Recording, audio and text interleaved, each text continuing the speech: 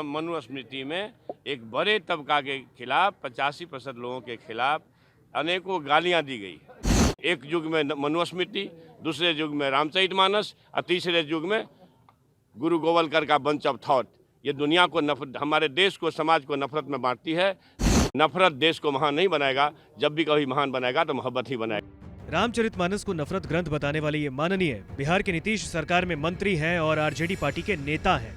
दरअसल शिक्षा मंत्री चंद्रशेखर ने विवादित बयान देते हुए रामचरितमानस को नफरत फैलाने वाला ग्रंथ बता दिया। इसके अलावा शिक्षा मंत्री ने मनुस्मृति को भी नफरत फैलाने वाला ग्रंथ बताया है। नालंदा ओपन यूनिवर्सिटी के दीक्षांत समारोह में आरजेडी नेता ने रामचरितमानस को समाज को बांटने वाला ग्रंथ बताया। उन्होंने दावा किया है कि रामचरितमानस दलितों, पिछड़ों को शिक्षा ग्रहण करने से रोकता है। इतना ही नहीं, मंत्री चंद्रशेखर ने जब कार्यक्रम से बाहर निकले तो मीडिया से बातचीत के दौरान अपने बयान को दोहरा दिया।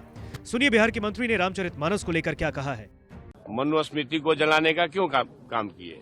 इसलिए कि मनुस्मृति में एक बड़े तबका के खिलाफ 85% लोगों के खिलाफ अनेकों गालियां दी गई। रामचरितमानस का क्यों प्रतिरोध हुआ? किस अंश का प्रतिरोध हुआ? अधम जात में विद्या पाए, भयहु जथा ही दूध पिलाए। यानी अधम मतलब होता है नीच।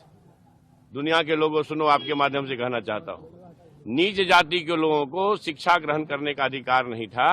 और उसमें कहा गया है कि नीच जाति के लोग शिक्षा ग्रहण करके जहरीला हो जाते हैं, जैसा कि सांप दूध पीने के बाद होता है। हम इस सवाल में मैं इसलिए ये बात कहता हूं कि इसी चीज को कोट करके बाबा साहब अम्बेडकर ने दुनिया के लोगों को बताया।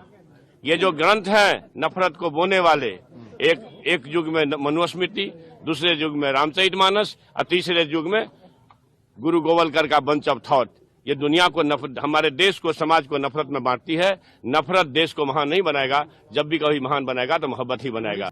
बुधवार को शिक्षा मंत्री चंद्रशेखर ने पटना के ज्ञान भवन में नालंदा ओपन यूनिवर्सिटी के दीक्षांत समारोह को संबोधित किया और इस दौरान उन्होंने रामचरितमानस को नफरत फैलाने वाला ग्रंथ बता दिया। उन्होंने ये दावा किया है कि रामचरितमानस के एक दोहे में जिक्र किया गया है कि नीच जाति यानी दलितों, पिछड़ों और महिलाओं का शिक्षा ग्रहण करने का अधिकार नहीं था।